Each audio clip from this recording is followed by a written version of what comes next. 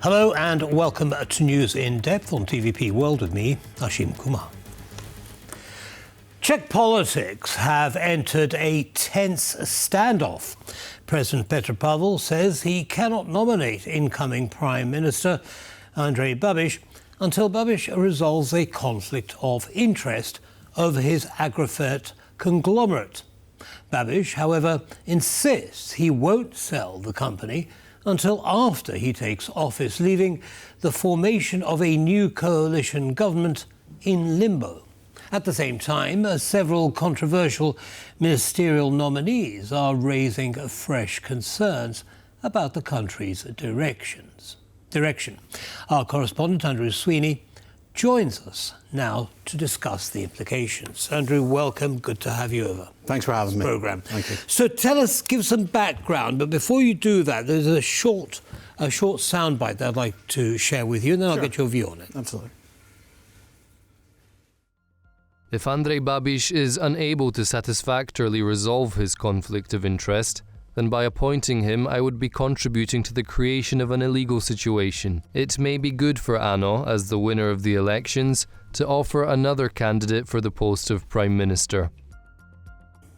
Okay, so that's the Czech president, Petr Pavel, and basically he's saying, he's not interested in accommodating Babiš's position as prime minister, or approving it, because of this conflict of interest. What's he talking about? Well, the thing is, this Agrofert company is an agricultural and chemical concern that Babiš owns. Babiš is one of the Czech Republic's richest men. It's a huge company, and he's owned it for a long time. When he was previously Prime Minister in 2017 to 21, he actually had to give it up to a trust. And then after he lost the election in 2021, it returned to his ownership. The sticking point now is that it has state and EU contracts, which under Czech law, which was amended by when he was in opposition in 2023. Under Czech law, that is now illegal for him to be in a position of power and maintain ownership of a company. So basically, we're in a sort of deadlock here between these two major figures in Czech politics. But hang on, before we get to the deadlock, if he did it the first time he was in power, in other words, put it in the hands of the trust, what's the problem with doing it again? The law was amended in 2023 to prevent him from doing so. At that time, the coalition government led by Petr Pavel's ODS brought in a law that would stop someone from doing that. Babiš at the time, as you can imagine, was aghast at that law, and when he was in opposition, he was very vehemently against it. So now it's not possible for him to put in the same kind of trust as he did before. Okay, so he's faced with a stark choice. Either he gets rid of the company, which means what? Selling it, or can he pass it to a member of the family or someone connected to it? Well, some have said that you can sell it give it to a member of a family, but the law does seem to be pretty clear. It needs to be arm's length. He needs to be very distant from this company. If there was a company that was doing private business and had nothing to do with either the Czech state or the EU, that might be a different matter. But because it's involved with EU subsidies and state contracts, it needs to be a proper final sale, and he's just not keen to do that whatsoever.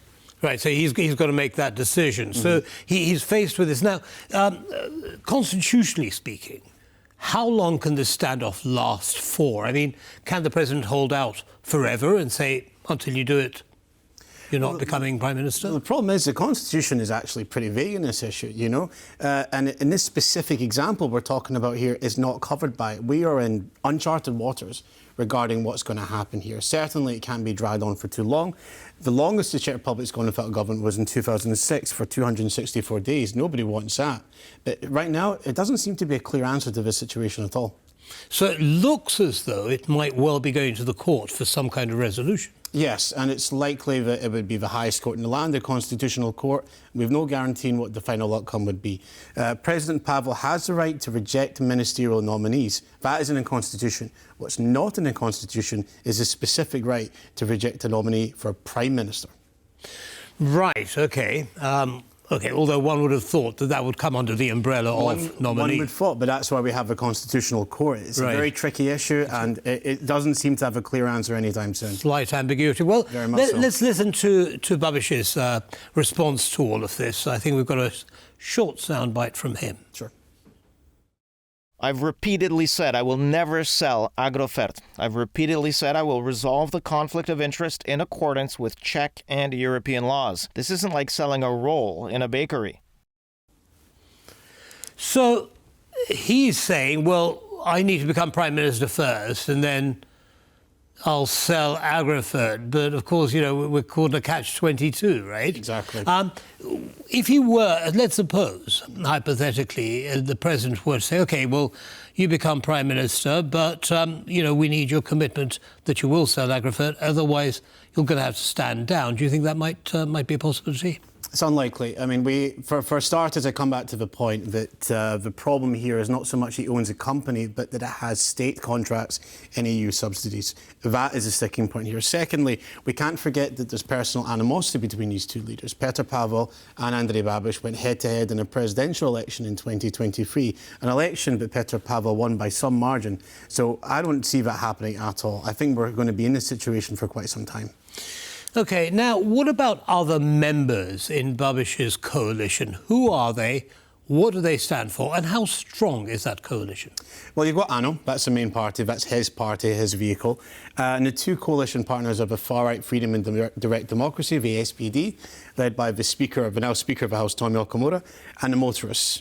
They are the enfant terrible, the insurgents of Czech politics. They emerged from nowhere in the last election and came within striking distance of overtaking the SPD. So this is a right-wing party? It is a right-wing party, but they're not classically right-wing like the SPD. They are more... for example, Petr Pavel, the leader, has said his priorities are cars, coals and the Czech crown. Coal and Czech crown. It might be more convenient, more accurate to describe them as anti-establishment and anti-green. These are motorists. Absolutely focused on motoring issues to the extent they've campaigned for banning bicycle lanes in cities. OK, right. So you've got the three parties in this little coalition here. How stable is this coalition? I mean, you know, what happens if there is such a delay? You know, they can't take up their positions. They can't take a role in running the government, which is what they've been elected to do. What do you think they'll do? Well, it does look stable for the moment. You know, the SPD have long wanted to be in power, and the motorists have power after emerging in the parliament for the first time. They will be keen to maintain that. However, as you say, it is possible if this continues to go on, we might see fractures emerging, especially amongst the motorists. Almost all of whom have had no experience in politics. There are some rumours, and I stress rumours, that might be what Andrej Babiš is hoping for. You know, he might want to destabilise the motorists and see if he might be able to do a deal with one of the other parties or a splinter from some of the opposition groups to achieve stability. But again, that's a rumour and I think it's unlikely. Well, I think he'll have a lot on his plate if he tries to do that, reconstitute his coalition at the same time as he's fighting this. Now, in terms of EU contracts and so on, what is the perspective from the European Union as they watch this playing out? Well, when Babiš won re-election, there would not please Brussels. He certainly spent quite a lot of time bashing Brussels during the election campaign. But also, it's important to remember Andrej Babiš is a businessman, and he takes contracts and EU subsidies, as we've discussed regarding Agrofert. He's a pragmatist. He's not ideological like some other leaders in the region, for example, Viktor Orban or Robert Fico. So I think there will be caution, but guarded caution. Babiš is a pragmatic man, and he'd be focused more on the numbers rather than ideology. So, what was it that got him elected? No, I mean the main issues in Czech Republic that saw him re-elected were the rising cost of living. Ever since COVID and the war in Ukraine, energy prices in particular have spiked in Czech Republic, but also the cost of living in general. The SPD, his coalition partner, was very involved in these protests starting in 2023. You can't also forget that the SPD and to an extent the motorists campaigned an anti-Ukrainian sentiment. Czech Republic has the highest per capita share of Ukrainian refugees in the European Union, possibly up to 1 in 10 of the population now. So you take these factors into account. Also, don't forget, the Czech Republic has never re-elected a government in its democratic history. It tends to go for a new vote every time there's an election. Right, so a new government each time. Exactly. Now, what does this mean then, assuming all of this is sorted out, what does this mean for the relationship between the Czech Republic and support for Ukraine? Well, it's going to be reduced. That's for clear. Babiš has made it very clear that he doesn't want any state organisations being involved in sending aid to Ukraine. So, for example, the Czech ammunition drive to send artillery to Ukraine may well come under threat. However, it has to be emphasised again, he is pragmatic, he is business focused, and he's said himself that he has no problem with Czech private companies going into business with the Ukrainian government to supply weapons. So it may well be a reduction in aid for Ukraine, but I don't see it as being a complete stop, as Robert Fico, for example, said he would do when he won the election in Slovakia in 2023. All right. Now, you mentioned Slovakia, and of course, one can't mention Slovakia without also talking about Hungary. So it seems as though the Czech Republic is kind of moving towards that camp. Would you agree with that assessment? I think it's definitely moving towards it, but it's not going to enter that camp. You know, again, Babiš knows how much the Czech economy is interdependent with Brussels. And he himself, as the owner of a company that he is accused of a conflict of interest of, receives EU subsidies himself.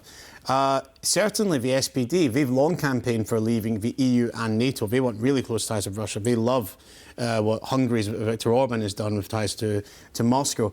But the Czech electorate didn't vote for that as well. You've got to remember that the majority of Czech voters did not vote for parties that want closer ties with Russia. So they will certainly try and find a balance between that.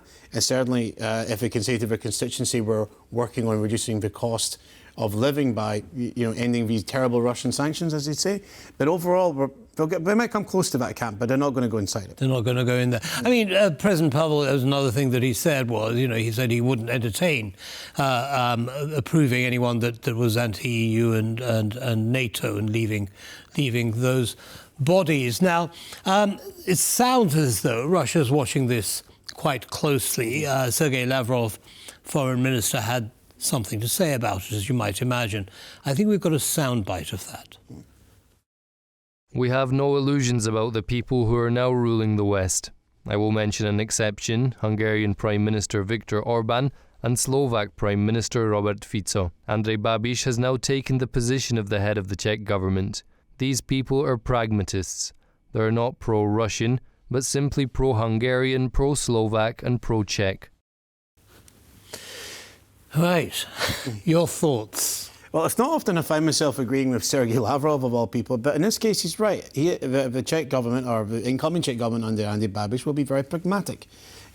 As for Hungary and Slovakia, I can't say how pragmatic they have been in distancing themselves so closely from Brussels. It's cost them huge amounts of money every day. But certainly they are going to be taking a very keen interest in the Czech Republic, as we can't forget, Viktor Orban is up for election next year, and the TISA party, led by Petr Pavel, seems to be offering a particular challenge to him if you look at the opinion polls. So they might be hoping that if we lose Orban, we might be able to switch it up with Babiš. But as I said, Babiš is too clever for that game. He's not an ideologue. In his last government, he allied with the Communists and Social Democrats, now with the far right and the motorists. He wants to maintain stability in his country, and he wants to maintain stability in his own power. So it's unlikely he's going to fall into line with Moscow, like Lavrov would want, as much as, say, for example, Fico has. Right, so Lavrov might be disappointed in his expectation when it comes to Babiš. I think Lavrov, is stirring the pot, as it were. And if he really thinks that Babiš is going to be a pro-Russia, a completely anti-EU leader, he's going to be, I think, quite mistaken in that regard. Certainly, he may well push for some sanctions relief or reduction of aid to Ukraine, but we're not seeing an ideological shift in Prague. Understood. Because, from the beginning of the war, Putin, Lavrov and co have been working towards widening and deepening the fissures within the EU to avoid, rapid action by all 26 countries. And with Hungary, they seem largely to have succeeded. But this may change, you think, over the next year or so. Well, it depends. We know that there is a challenge to Viktor Orban underway in Hungary during the commemoration of the Hungarian uprising. The opposition-led protest was absolutely vast, choking up the city for hours. Hundreds of thousands of people were in attendance. And it's interesting to note, they have not come out as absolutely pro-Ukraine either, being very guarded about that, because they know that some caution, we might say, about Ukraine is popular in the Hungarian electorate. OK, now I want to bring up a chap called Filip Turek. Who is he and why has his nomination been controversial? Well, Filip Turek you could describe as an online personality, a so-called former racing driver and a provocateur. He has his social media posts were published by the Slovak publication Denik N, And they were, frankly, remarkable for their controversy, describing Barack Obama and Meghan Markle in racist terminology, expressing hatred for the Roma community, describing how his cars have engines of 14 or 88 litres, which is a reference to Nazi ideology. Even picturing him, there was one picture of him with, in a nightclub drinking with a convicted murderer while wearing Nazi regalia. Of course, he claims that he's just telling jokes and he's just being edgy as a personality. The nomination of Turek as foreign minister caused massive outrage in the Czech. He was nominated by the Motorist Party, of which he is the honorary president. Okay. It's quite remarkable that the Motorists, having just entered the parliament as the smallest party in this coalition, were able to not only nominate someone as foreign minister, one of the most senior jobs, but someone like Filip Turek. Just incredible. What happened there? How? That is the question. Nobody's really sure. And what's interesting is just yesterday, the Motorists finally submitted their official nominations and Turek was switched to the Environment Ministry. And the leader, Marcinka, was put in as a nominee for Foreign Minister. Now, Marcinka himself is no stranger to controversy. There's videos of him encouraging his social media followers to burn EU flags. It's not exactly a sight to go down well in Brussels. Maybe this is a switch to try and lose some of the controversy, but the idea of someone like Turek appearing in Czech government, even in an environmental post, is frankly remarkable. I thought you said motorists weren't as far right or as extremist as the SPD, and well, you just mentioned two people who seem rather questionable. Very questionable. I think that's the word to focus on here, questionable, and certainly Turek's views are appalling. But what separates the SPD and the motorists is that the motorists have not come out officially to say that they support a Czechs from the EU or NATO. Some of our members have, but as a party that wasn't a sticking post of our campaign, whereas the SPD have always supported that and forging much closer ties with Russia. Is Turek likely to be a sticking point as well in the conversations with Petr Pavel and... Definitely. And while Pavel hasn't named him specifically, he has said, and I quote, that candidates for ministerial posts with that social media history are ineligible for those posts. Pavel will reject him outright if he's officially, well, he has been officially nominated, but there is a process to that. First he has to meet with him, and then he can say he rejects or approves his candidacy. Frankly, it's extremely unlikely that Turek will eventually be nominated as a minister. In any position? I think it's extremely unlikely, yes. OK. Are there any other interesting personalities that we should be aware of in motorists or the SPD party? Well, what's interesting about the SPD is that they've played a much more clever game. The motorists have nominated MPs from their own party.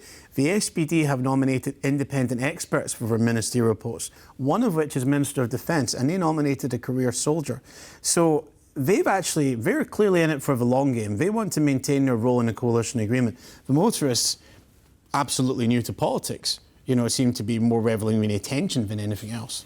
An unknown quantity. Absolutely. And not sure which direction they're going. Yes. OK, so what happens next?